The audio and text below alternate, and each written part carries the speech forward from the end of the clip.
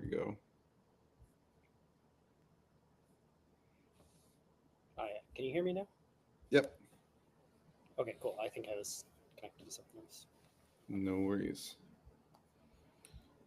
Just waiting on Roy and Luke. I think Jason is not going to make it today. Um, and I think we're already live. I know last week we didn't go live, but I do have the recording that I'm going to post. Um, so I will double check and make sure that that's actually the case. It does look like it's up.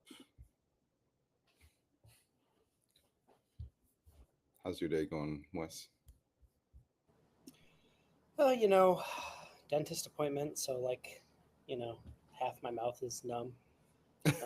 So Okay. some days are better than others.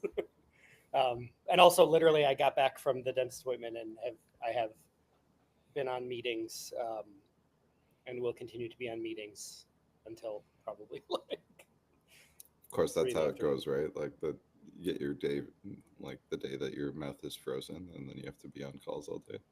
Yeah, Yeah. you look good. How's it going, Hello, Luke? hello.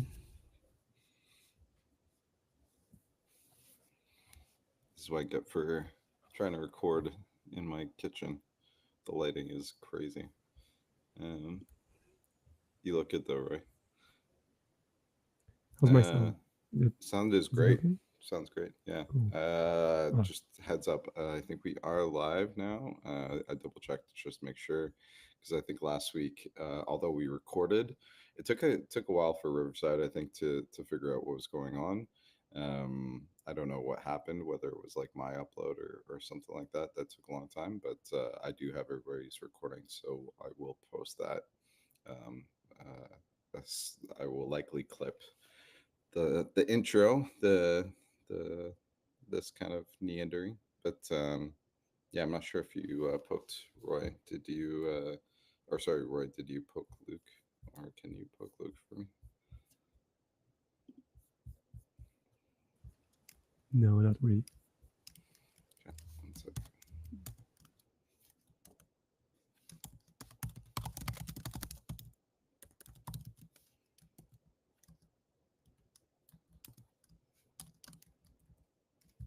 Okay, there it is. Awesome. Hello, There we hello. go. Cool. I will quickly share, as I noted. I'm not sure if Jordan's going to jump on as well, but I shared that I think Jason is not going to jump on today. I know last week he shared the work that he was doing, Wes, with you, the query builder. We're hoping to land here by the end of the week. So I know that's what he's focused on right now. Just trying to get that out the door. He's off next week as well. I think is the other key thing there for him. So he's just trying to get as much work done as possible. Um, cool. I will quickly create a meeting note stock here. If folks want to help me with that.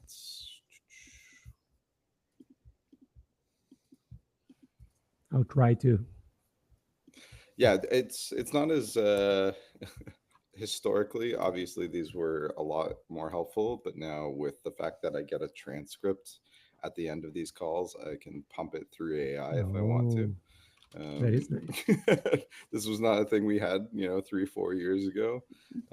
So it's not as big of a deal to get everybody Right. to add themselves as attendees, etc., etc., but it is a good nice to have a working doc. So here I'll share that with y'all. The few things I flagged mostly, I guess it's good Luke jumped on because I think that they're all issues you've brought up or features you've added, Luke, in terms of things that we've thought about or things that I think you've been thinking about adding to CLI. The key ones here, if I'm looking at the doc, are um, issue 117 or 1117, adding or sorry, updating specs that are related to version, the Volt version command. Then there's issue 1 1095, which is a subset to support December functions. And then 1090, which is the workspace prefix, should resolve. Workspaces should be resolved without the workspace prefix. So I'm guessing this is pulling in config into the graph resolver. And then 1119, which is commands should run topologically, which I think you just opened up this morning. So I'm not sure if there's one specific issue we want to jump into today to talk about, but I'll quickly, I guess, also do just a Will you quick share the meeting notes again? Or Yeah.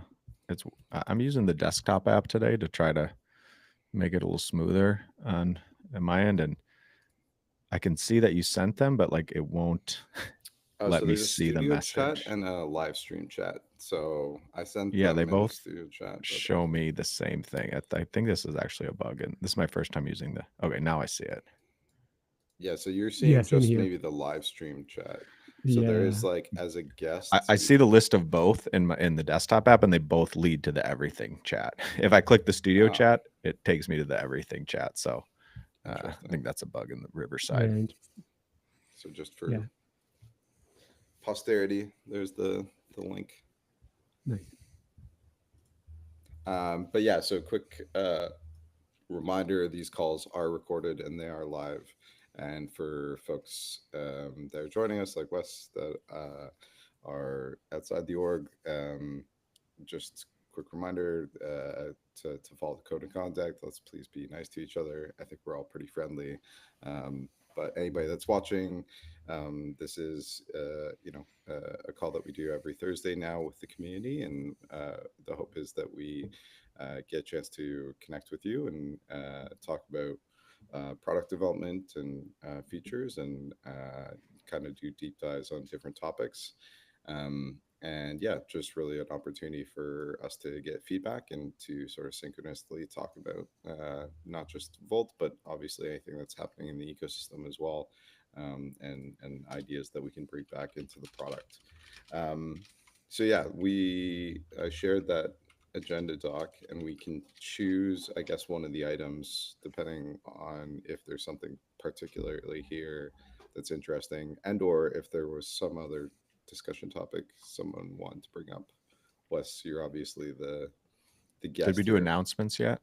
Oh no, we didn't do announcements. Do you have any? Yeah, I guess you have one Uh, major announcement. Sorry.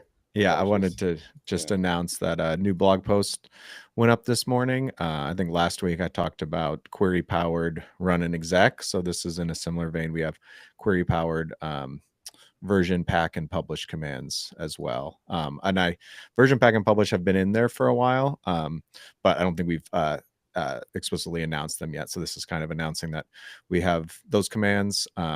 And I think just shipped in the latest version. I think that released yesterday or 2 days ago, or they have query powered scope selectors now. So you can do that. Wes, off recording, I asked you for a query that you had shared last week, I think. And I was trying to use that as an example. I don't think that specific one made it into the blog post, but some similar ones did. So you can do things like version package A, and then patch version A and then patch all of version A's workspace dependents and transient dependencies. So there's an example like that in there. There's examples like version and publish everything that's a non-private workspace in the whole monorepo, regardless of relationship. And then plenty of other examples as well.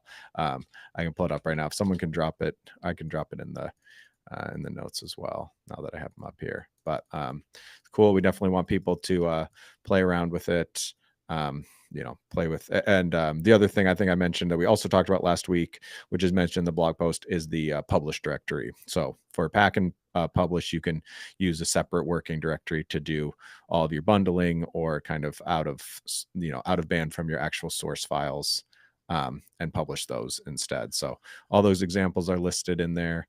If you see anything, I also got documentation pages up for pack and publish, which weren't up previously. So those are linked to at the bottom if you need kind of the full reference of what's available there.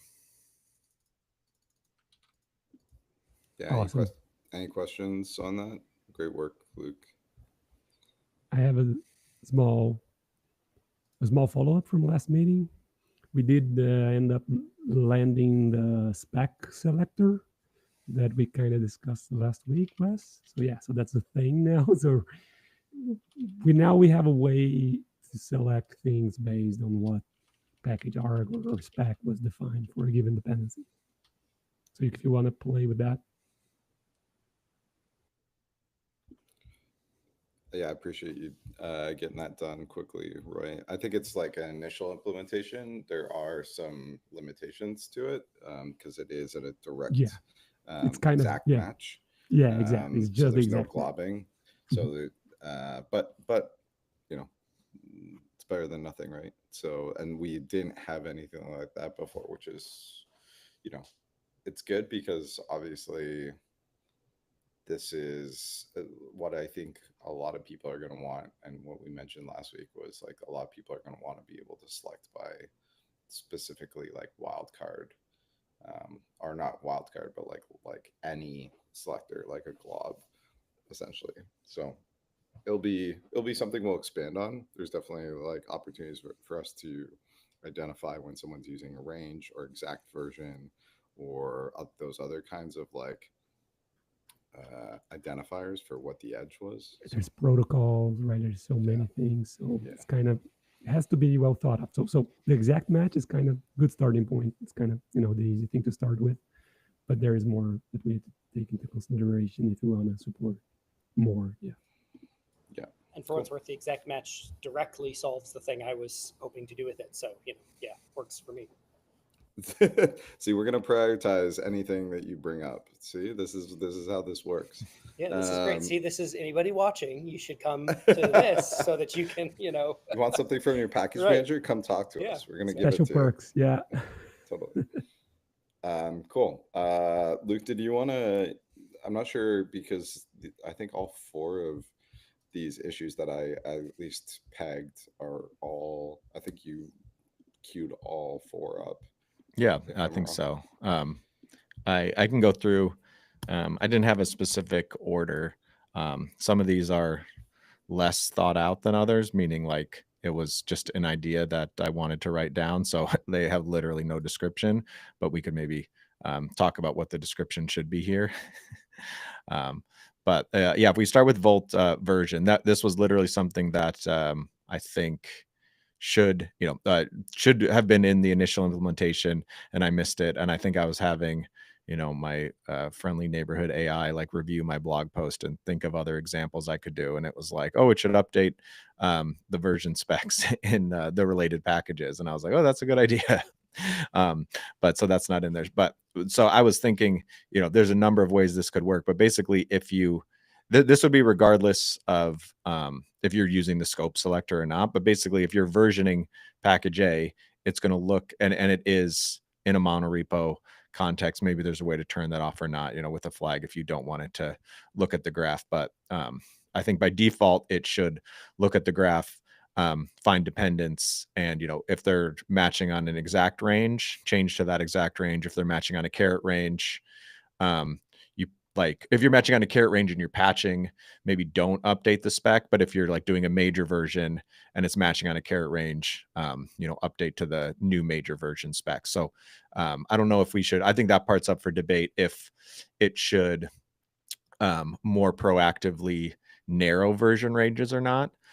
So that way, if the dependent package already had a Semver spec that would resolve to like the new patched version, if that should change the version or not. Like obviously, if it's a major version, it'll almost always update the spec. But this is kind of all the thinking that I hadn't done yet on this, but maybe we could think this through and take some of these notes, and I'll fill in the issue description later. Go ahead, Wes. Wes, I saw you hearted it, so yeah. Yeah, I did. So I this is one that I really wish we had Jordan today, because I think we would probably disagree. Yeah. I think that would be a healthy discussion. So I think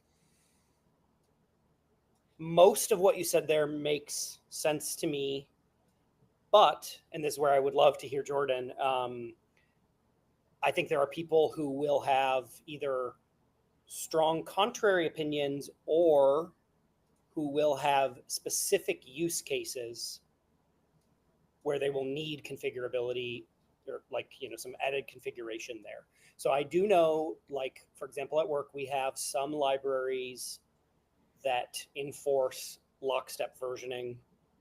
So they would use a locked version and would want then the version command to update in lockstep. There are other repos that use lockstep but do it via a caret range. And this is sort of silly, like it just doesn't really do anything, right? Unless you're using one of the sub packages in a less common way. So like oftentimes there'll be like a utilities type thing or something that's like published separately, but really like most users don't use that one directly, right? And so in theory, the idea behind doing the caret ranges for those would be that the folks who do like mix and match in sort of the less common ways, like get the dependency deduping smarts without having to be in lockstep. But like their primary use case is in lockstep. And so what they end up doing is bumping the range every time, even though they don't really need to and probably shouldn't, maybe, right? Like there's like so I guess I'm telling this just mostly to just illustrate the like it probably needs a little bit of added thought on how to be able to like fine grain turn off and be selective about what you do. I think from it, like if you were to ship the first iteration that just bumps them based on the logic you literally laid out right there, then like to me that actually is a pretty safe thing. And people could as long as you have the full off, because then somebody could go and just write their own little script that does the iteration, with the selector or whatnot. But again, I would love to hear Jordan, because I think Jordan will probably have a contrary opinion on this one, because I'm pretty sure we discussed this one time a long time ago on the package maintenance working group or something, where we were talking about like, how should you handle these in monorepos. Just so I understand your initial thoughts there, Luke, and then to follow up on Wes, are you saying, Luke, you were thinking about just updating in the log file, or you're also saying the spec and package JSON would get updated? I was saying the spec and package JSON, how I was thinking of it was by default, the spec and package JSON would not be changed unless you were versioning to something that would no longer resolve within that spec. So like, let's say, you have package A, something else depends on package A at, caret version 1, but you're doing a new major version of package A that's bumping it to 2.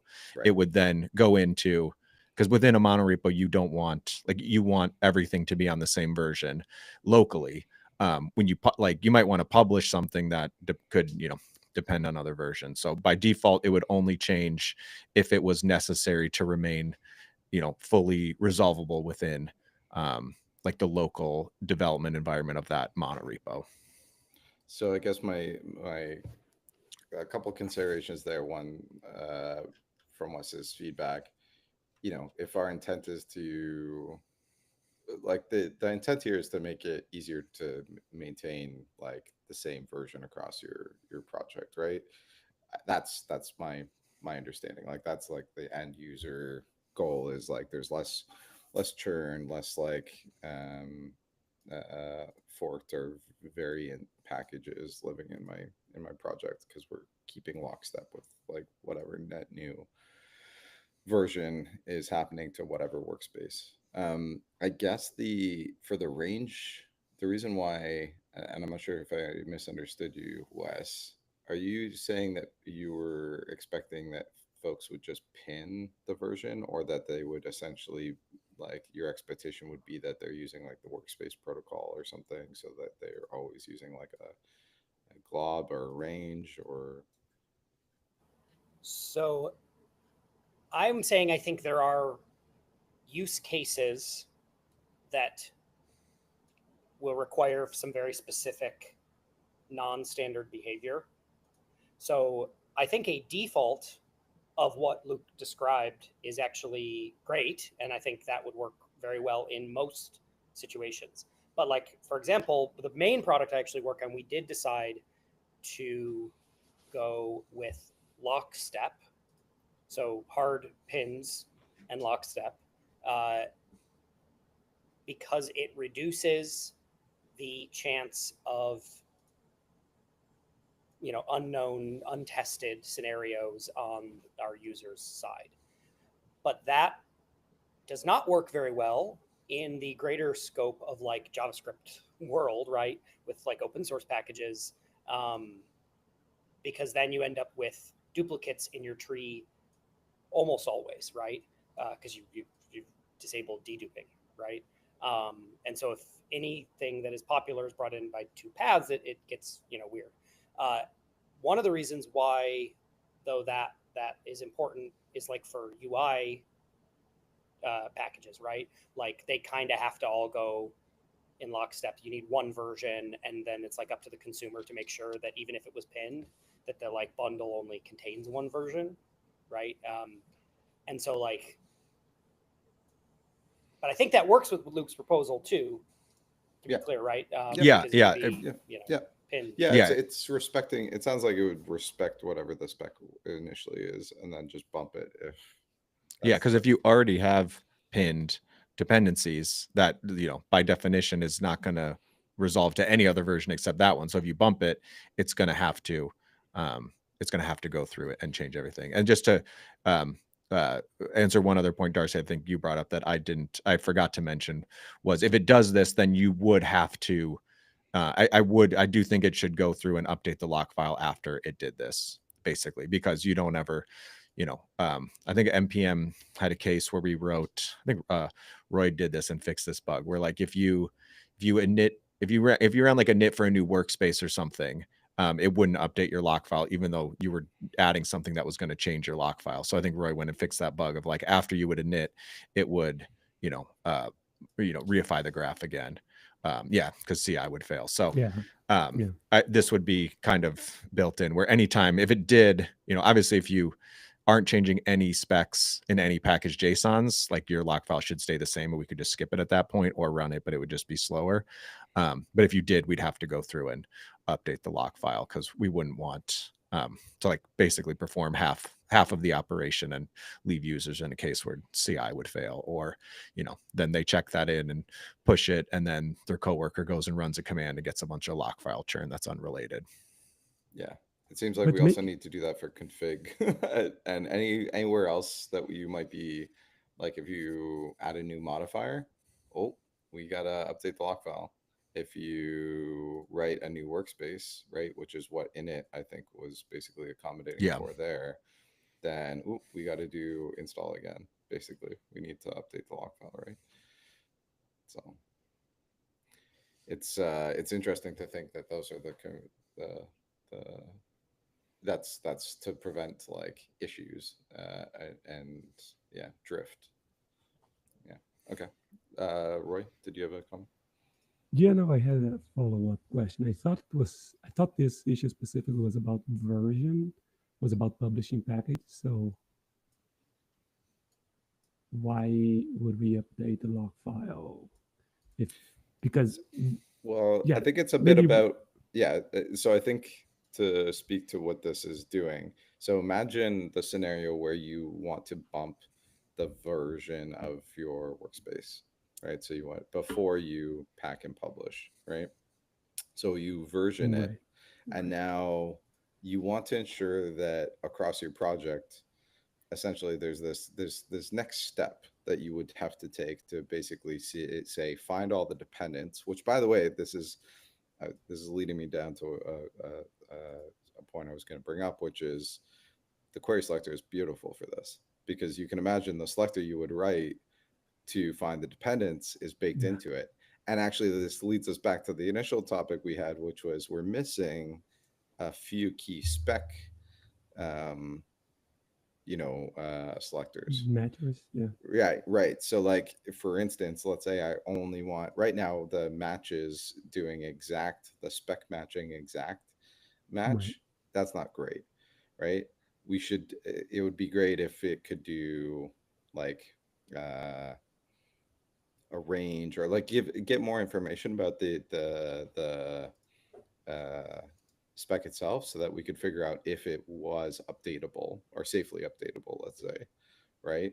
Because Yeah. if it's Oh, a, let's say, OR operation, right, a range that includes an OR in it, like a Semper range that includes an OR, that's probably not safe to like. There's probably it'd be very complex for us to essentially bump that version, right? That spec, be very complex. It's super easy to bump a spec that just is the workspace reference because it's just a reference. You're not even bumping it, right? So and same with like the any solution that a lot of people use in their workspaces today. They use just like the star, the glob, the asterisks to basically say give me anything. In that case, you're not even managing the version. But in the cases where you have in your project a reference to this dependency, which is essentially is about to be published with a new version, and you want to keep your version up to date with the latest version, and it might be carroted. So you know that there's going to be a new patch that's coming out, and it's right now all throughout your project. You are caret 1.2.3, and know that caret 1.2.4 is coming out, and maybe you want to keep everybody on the same exact version, or you want to roll publish and get everybody bumped to the same exact version, still using the caret semantics for whatever reasons to keep consumers evergreen, right? The dependencies evergreen. consumers of that package. Yeah, That's gonna be really, published, right? that But not your solution to internal yeah, project, like right? so It's the we're blurring the line between when this is relevant, the spec is relevant for me internally as the maintainer and the project person that's developing the project, and then the consumer that's going to yeah. likely get this on the other side, right? So I can see why like version would be maybe add some sort of capability to version to bump its dependence, right? This would be a net new like flag or something. I don't know. This could be a net new command even. I don't know if it makes sense, like to find it's definitely a query to me. Like we can imagine, I think most folks on this call can imagine the query. No, you don't think it's a So I wanted to make it clear that I think this should happen without a query. So if I just say version package A, I don't need to write a query to say also find its dependence. It's gonna it's gonna make some assumptions and do some checks here where like it's only in a monorepo context. Maybe that's the only one, but like in a it should just it should by default look through the dependence and see if you have any workspace ranges that would not be met by bumping package A. Because you so might you only don't want want to be you explicit. should You want to be implicit. If you're working in a workspace, yeah like this is a behavior that just happens that we keep yeah, this. and you use the query if you want to target more packages. Like the packages that you want to bump the actual version field in the manifest is what's matched by the query. But if something is just going to get, if you don't want to publish in version package B, that shouldn't be included in your query. You should just like, because you're not going to actually change the version of package B. You're just going to change the version, the spec of A in package B's dependencies. So like, I don't think I don't think that should be included in the query. So I'll let Wes go, but I also have thoughts on this. Okay, I think that the default behavior actually does need to also bump the version of that package so that it would then get published on your next publish, right? Like, or are you thinking you would have to, because I'm picturing this, right, where now you've made a version in package A and all the packages it depends on gotta change, but now you go and publish and you would not publish them, right? Like, no, you now want to then republish them. So actually it seems like version needs to go and do like the whole topological, run through where it starts at the bottom, bumps the version of the thing it's depending on and its version, then goes up the next level, right? Bumps it's, well, I guess it's down. I don't know, whatever direction you would think of, right? And the Up graph is up looks and like down that. is sideways. But Yeah. you know what I mean, right? Like you get the point, right? Because you're going to then need to go and publish those. So if you did like dash, patch or whatever, presumably you would bump it and then patch everything, right? Yeah. I get, don't yeah, know. you're right. I wasn't thinking I wasn't thinking it all the way through. But I still don't think it changes my main point, which is that if I shouldn't have to, like, maybe we put that behind a flag, maybe we make that the default behavior.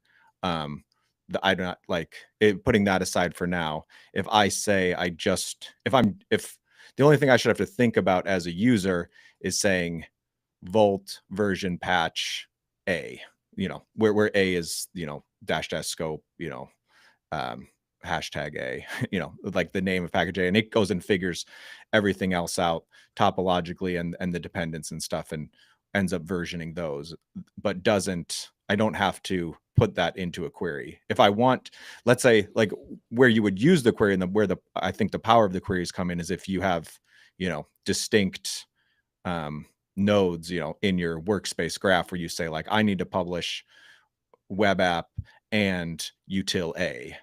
And then you put, you make a query to, or you say like, I'm going to publish all non-private workspaces. That goes in your query. And then the versioning will happen implicitly behind the scenes, is my opinion on it. Because I think forcing someone to write the query, I'd rather put that behind a flag and treat, because it's similar. I see it to like the other commands where what you're operating on is what is returned from the scope.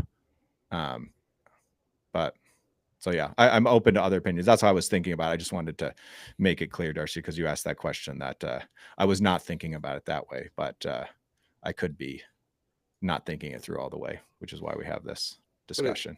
But yeah, so like it is a bit different. What you're talking about is a bit different than what version is doing as a command, right? Yeah. They're two separate actions. There are two separate actions that you're talking about here, right? If we're trying to make really dumb, or like if we were going very functional here and we said like each command is to like one operation, it should do one thing well, and then like they combine together to create more complex workflows, right? Like version, then pack, then publish.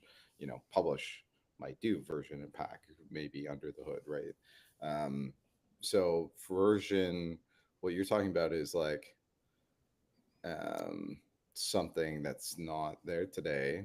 And the reason why I brought up query is because the default to me is the default for that behavior, for that command, whatever we call it, or if it's somehow tacked onto version, it does feel like it's a separate command that I might want to run independently of version. Do you know what I mean? Yeah. No, I Right. think you're Right. I think you're right. So then I'm thinking of version as a higher level command at this point, which Right, maybe doesn't exactly. make sense because has the same name as lower level commands in NPM and stuff. So totally. So it seems like there's a missing command called like bump dependency or update dependency. If it's specific, we would just be very like, don't take this. Yeah. This is, I'm not going to shed the name, but a very explicit command name called bump dependency or change dependency, whatever you want to call it. And you give it the dependency in the version, let's say, or the spec, right? I mean, that's install, right? So we already have that, right? You would just do -w and then where you want to bump this, right? And maybe -w, dash scope, right? So you would do like, I guess the complexity is in that scope, like whether or not it's going to be in range or not, right? Because you first have to get that spec.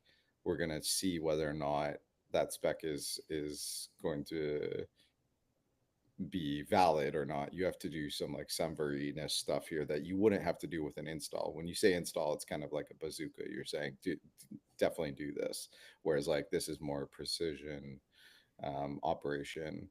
Like this is like actually, you know what we should call it is like maybe update dependency spec.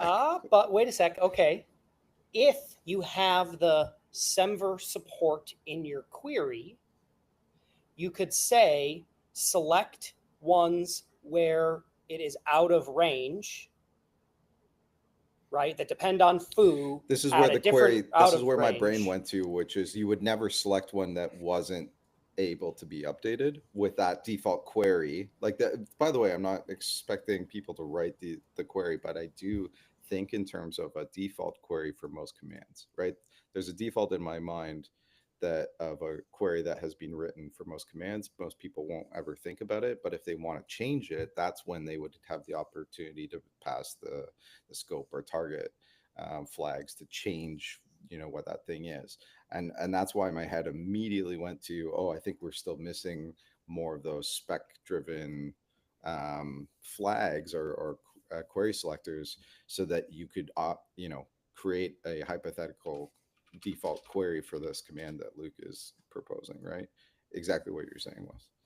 You've sold me on that. That now makes sense. So if you could do the right query for install that only updated it if it was out of range, right? Then you would use install, but you would have this query that would you know, be the powerhouse there doing the pick which ones. And then I agree there, if you're going that route where you're saying these, especially these basic ones like version, are intended to be do one thing well,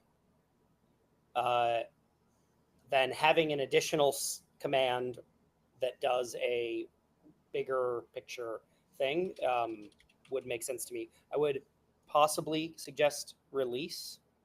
That is a common one in the ecosystem that people use for their opinionated release manager. And so that one could be a nice, helps with orchestration, does some other things. Yeah. Mhm. I mean, I think this is depending on if folks want to keep going down this rabbit hole, but I know that another one of the issues that was brought up here from Luke kind of leads into this, funny enough, which is the missing support in Semver for like all the subset of functions. Um, right, so like the ability for us to leverage, you know, the Semverse pseudo selector potentially to figure out if like one spec or another or like the spec that was defined was in range or out of range or whatever of the version that you want to bump it to, right? So you could figure out if you could safely bump that version, right? It seems like this is another one, I think. That's what, if I'm reading this right, Luke, the subset to be supported in Semver functions, is that right, or is this just like I think that I'm not sure. So I think I was envisioning something. I think Roy and I collaborated on that issue, and I added just the title, and then Roy reworked it with like more like how it would actually work, because I was just like, can't we just use subset? But there's more nuance there. So my goal with that one is just to add subset as a possible Semver selector, because we just don't have it in there as like an available method. You can use intersects, you can use satisfies, but not subset. And subset's really useful when doing the whole engines thing, because that's mainly what you want to maintain. You want to make sure that you're not installing anything that is outside of the bounds. You know, you want to make sure that everything you install is a subset of what you already support. And those can get complicated because you which might is support in range for a spec as well. It's a Yeah. subset, right? Like, so that Yeah, would so be, it would it would be helpful here too. right, because you would compare the two specs. You would say, here's the new version, or not that the new version is a spec, it's actually a Semver version, right? So you would say this version, is it a subset of this? Technically, usually you're checking two ranges when you're doing the subset. But you could say that, is this version a subset, or is it satisfied by the spec that's there, right? So Yeah, I can maybe speak a little bit about my contribution to the issue, which I think looks like we're maybe merging two different things here. But I'm also pointing out here that we need to adjust the Semver selector so that it's operating on the edges and, you know, on the spec of the edges and checking so that it's making checks against the ranges and not against the manifest that was eventually realized, because that's the way it's working right now.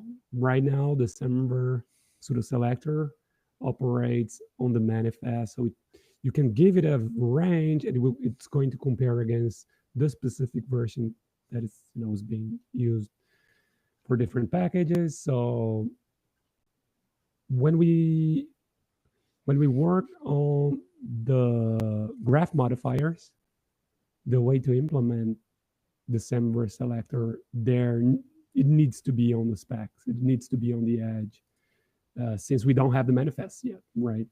So this would be serving two fronts. So it would be basically making sure the same logic that is present right now in the graph modifier is used for the Semver selector in the query library.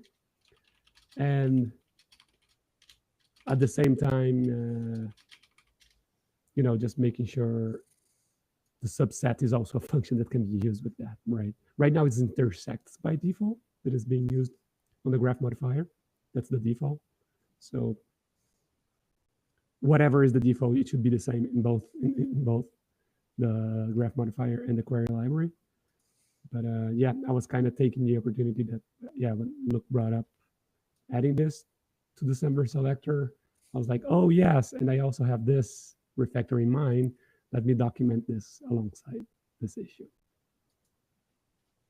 I think it would make implementing the subset more clear, which is why I think it makes sense to put them together. Oh yeah, like it's necessary, right? Yeah, I could technically hack in subset today, but it would be the implementation wouldn't. I think it would be unclear how it would work, and maybe even wouldn't work in some cases. So it makes sense.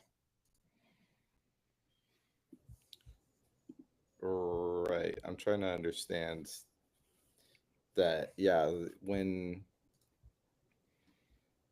basically what you're saying is like when Semver is provided, let's say subset, or maybe there's other, we treat the first value passed as really more of an arg to be used with that against, as you said, the metadata, versus using it as an arg against the version, specifically the version value, because there's an arbitrary value at the very end. Is the concern like from your standpoint, Roy, is the concern that there's two different things that could be matched and we're back into like a manifest confusion concern? No, I don't think the concern is that.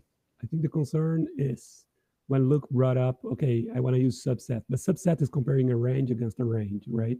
Right. And right now, the way the Semver pseudo selector works, it takes in a range that the user can provide, right? Like that's the first argument. And it compares against the version. So the actual version of each manifest. Let's just say that the first thing it takes in is an argument. We don't know what it's going to be compared to. The first argument is the first argument. It could be a range. It could be a version. What I'm saying is like, this is kind of how NPM's implementation worked too, where it treated the first value as being unknown how it was going to be used, and how it gets used is based on the function. And we just had a default function as the second arg. Second arg was the and the third argument was optional. Second option is optional as well, but it has a default value, which was in the case of NPM's implementation. I think it was like they had some weird function signature that I decided we did not want to copy one-to-one, because we actually cleaned up the implementation here. Mm-hmm. Yeah, not sure how interchangeable. So if you just treat it as more that like you don't like, if the second argument is passed to the Semver, to the Semver pseudo selector, then that is the thing that determines. That's the function that determines how you're going to interpret that first argument. So it could be a range. Yeah, no, I see. Yeah, I see your point. But I mean, at the end of the day, I think the useful thing for users is always to provide a range, and the range it can be a range that is just pointing to a specific version, right? Like it could be a range of equals 1.1.1, right?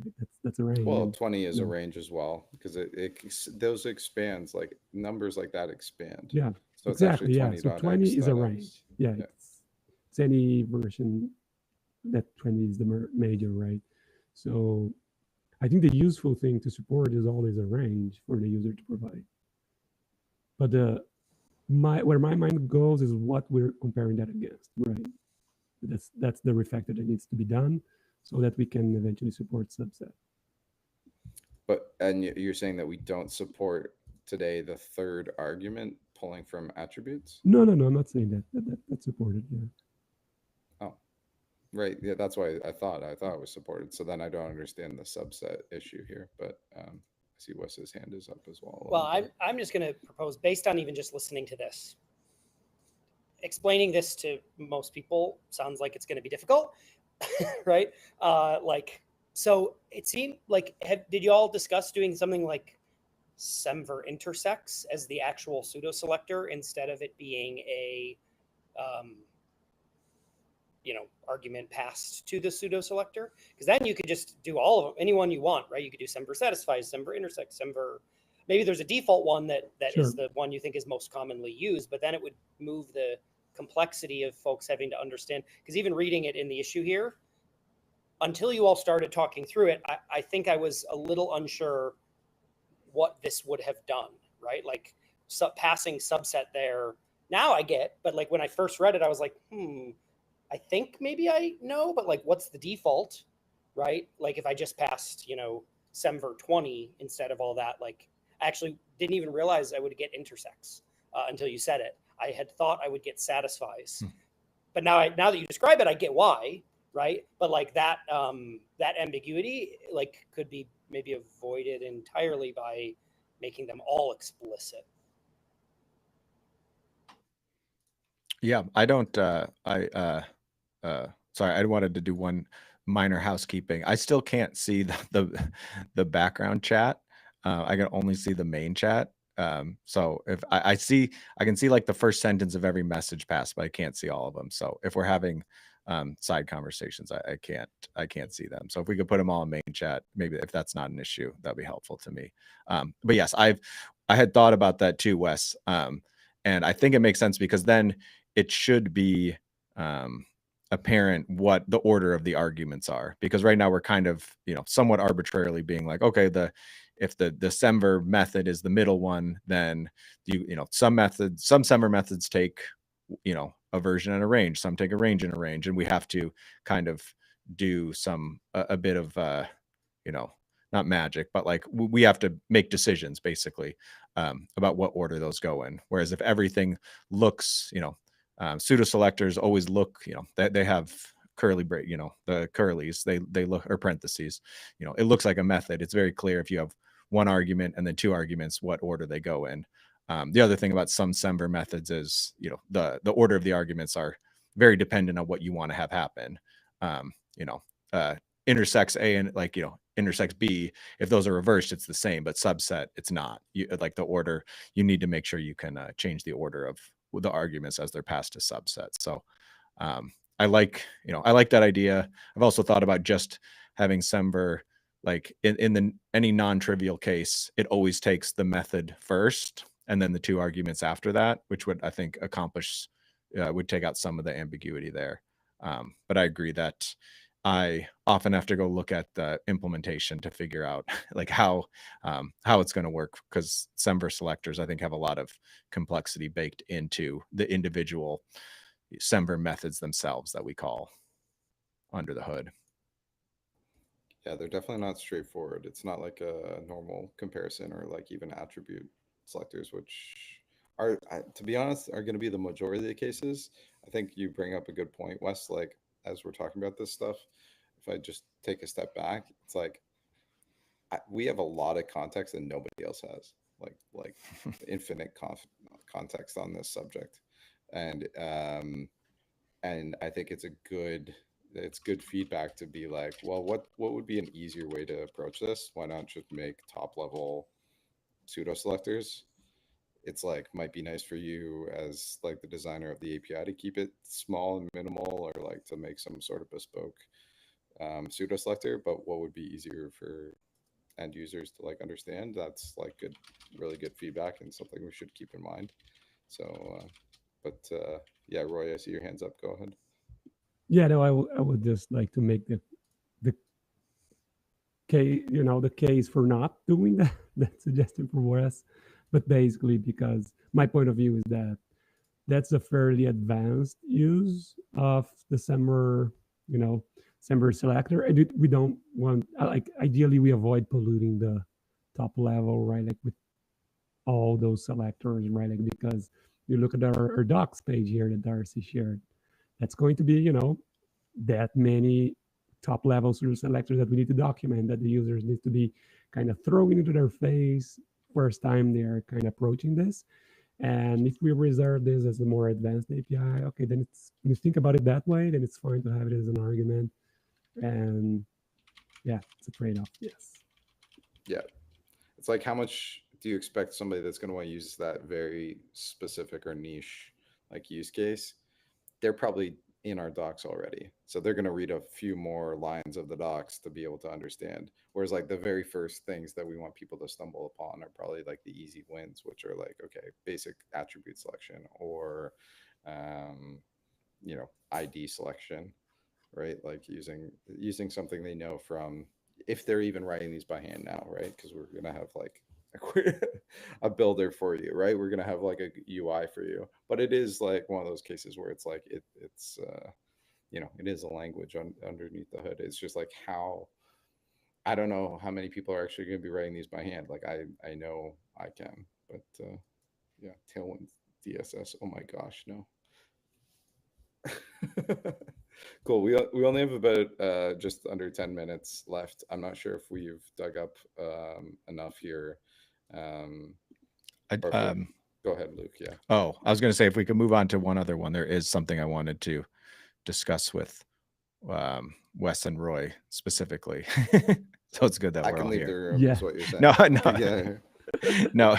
no, but only because it came up in a discussion that all three of us had, I think, on Slack, and so it'd Yeah. be nice to have a higher bandwidth about it.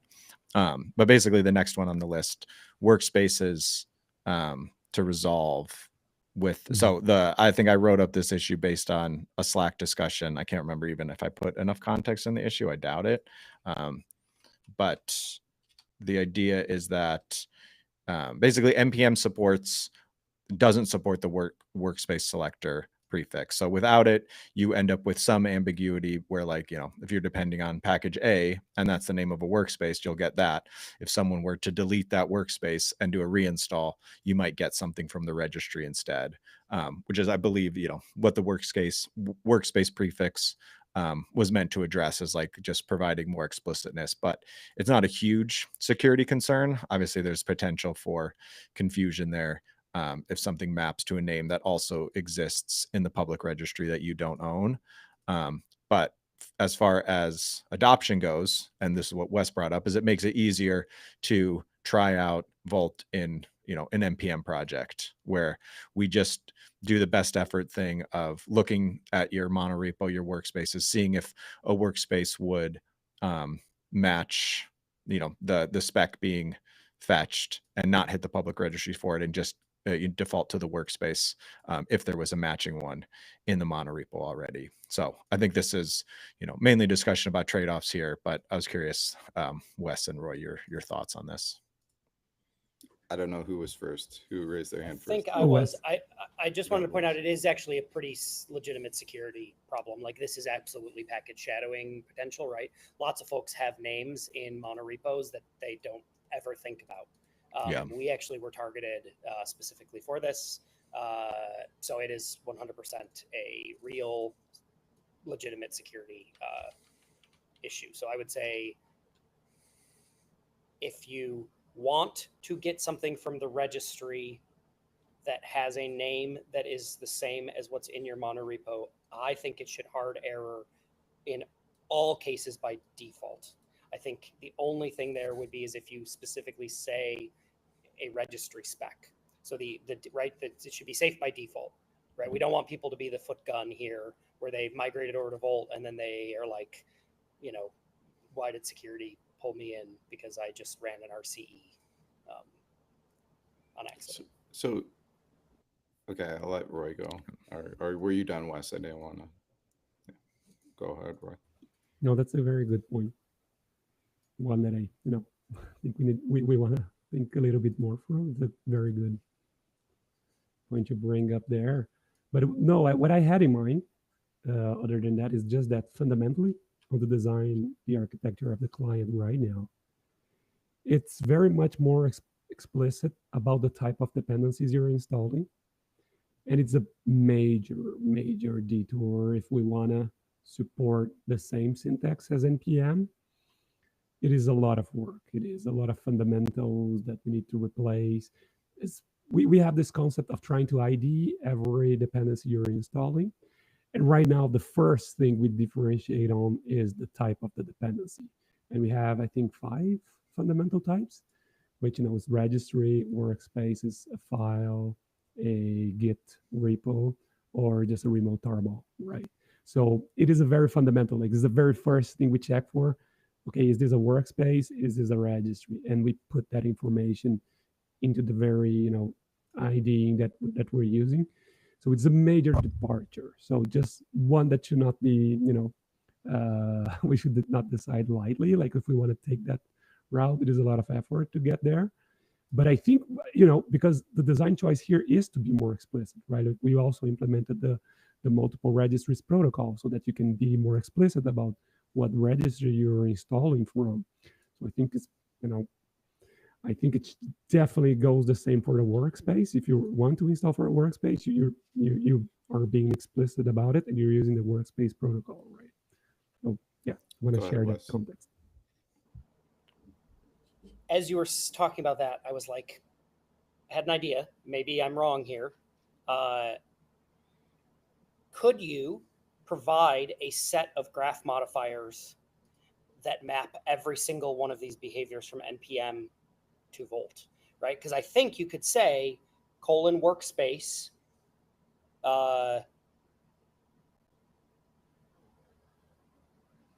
:workspace space, the space character, right? So it's a child selector, :workspace as the modifier, and then map that or add a version. So then you would say that's anything that's not the workspace protocol. So yeah, sorry, saying these out loud is making me realize it's kind of hard to hear. So it'd be like :workspace, child selector, :workspace, not workspace, or whatever. Not spec, :workspace, or protocol, or is there a protocol one yet? I feel like there is a protocol. There's a type. Not yet. Type. Yeah. There's type. Yes. So you can do Thank type. you. Yeah. It's type. Yeah, so that's exactly it, right? And then you could just map that to the same thing, except forcing it to be a local thing. Right, And if you provided that, You have to use a then workspace. that would, right? Because then you would be able to say, here's our set of graph modifiers that make a NPM compatible repo work like we want it to for Volt. And that would then have moved it out of you having to do a big refactor and into the user's code as they're migrating. Because I'm pretty sure this use case you can do with this, right? Like I'm not wrong that would work, right? Yeah, I think it might. Not looking at this query Darcy just typed here, I'm not exactly sure this would work today. But I think you're right, Wes. I think there is a query that you could potentially write to just replace. I'm not sure. Yeah. I think that I was actually trying to come up with ideas like this. I hadn't come up with this one, but I like it because I do think that, the trade-off is we want to make it easy for someone to adopt. We don't want to maybe support really difficult technical hurdles or, security issues. But if we can put that configuration in one file, and also like NPM is not going to, I think a guiding principle for me is that it should be some stuff should be adoptable side by side. Like we are doing that today in our monorepo. Like PNPM still owns our node modules, but you can run a Volt install because PNPM is okay if you have a Volt JSON in your repo. PNPM is not going to be like, I'm not going to install because you have a Volt file here. Like it's just so NPM can ignore that configuration, and we can use that configuration to, you know, paper over some of the differences. Where I think it would be kind of, I'm not sure if it'd be a non-starter for you or not, Wes, but like, you know, we could have a migration tool that's going to go through all your package JSONs and update the specs, you know, to a workspace spec, then run a Volt install. And then I don't know if you'd want it to like undo those space, you know, those changes, or you'd run like a git reset or something just to be able to test them side by side. That's another trade-off I had thought of, or another avenue for this, of being like some sort of migration tooling that says, you know, I have implicit workspace dependencies in my npm monorepo, rewrite them to be Volt compatible, and then run an install. Yeah, and if you did like a little dev engines check or something, you know, then at least the people who wanted to be careful about this could, you know, put dev engines in today because npm supports it, and then when you all write a migration command, it could then see, oh hey, you say you're on npm, I'm migrating, here's the stuff I know I need to do. That, I think that would be a great user experience. I mean, that was one of the things that made it easy when you all added you know, workspace support in npm, for me to go to folks who were using Yarn and say, hey, you know, let's talk about a migration, is that you were reading that lock file, right? The Yarn lock, right? That was a good decision. That's a very good decision. So having that story paved, like it probably would have also helped folks get off of npm back in the day if Yarn had done something like that, right? Or if PNPM did, you know, but I don't think people think about those migrations as much. So yeah, if you did that, I think that'd be a really good approach. We can do a lot more to migrate people off npm. We know a lot of those internals. But I just want to clarify the one point that I kind of heard, and I want to make sure I wasn't hearing. Are we treating today our workspace references as if they're registry depths? Like, is there the potential for No. Okay, No. not involved, No. but No, we're No. being very explicit right now, which is avoiding that security trade-off. The issue I opened was kind of like, what if we didn't? I didn't list out any of these other avenues we had discussed, like that Roy and I discussed, like migration tooling and stuff like that. But it was basically like, what's the goal? Like I could either delete this issue and make a new one, or just reword it to say like, what are the ways that we could make npm repos adoptable as far as workspaces go, with in a Volt install. I think it's just the config. Like, we don't necessarily, do we require the workspace reference in the workspace protocol? Yeah. Okay, so okay, so this is the core crux of the issue then. Yeah. And truly, I think Wes touched on the thing, like why can't I just have a, like, isn't a graph modifier basically going to give me the exact same ability to almost like write workspaces or catalogs or any of these other capabilities? Like, can I not just like tell it to can I just implement a modifier that's going to like literally configure It's hard all because these things? then what you're, you know, you're going to be trying to match, then you're going to be trying to match things that look like a registry, but then you got to have, you know, maybe it's a scope, so specific scope you're matching against. So you want to force any of the scope that is the scope you're using to be using workspaces. That then there you go. But it's an arbitrary choice, right? If we're going to realize the graph, then we're realizing the wrong graph if we're accepting, you know, that the definition is a registry package instead, right? Using a range. I think go ahead, Luke. Oh, I was going to say it could. I think it's simpler to write. I'm actually not sure if it's possible in the generic case, but like if you just wrote one modifier per workspace package that you have, that would be a simple. Each one of those in by itself would be a simple modifier to say, take this, you know, workspace dependency and make it, you know, and resolve it to the workspace prefix instead. Yeah. That's like, and that's not, you know, I don't, you would miss out on cases when you add or remove workspaces, but I think in general, you know, that happens a lot less. And like, it is something to remember to do, but like, I don't think monorepos are adding workspaces at the same rate that they're installing those workspaces. So if we can somehow make even a simple case, I mean, maybe the migration tooling does that. Maybe it just writes graph modifiers for each, loops through your monorepo, finds each workspace, writes a graph modifier for it, and you could rerun it whenever you added a workspace or something.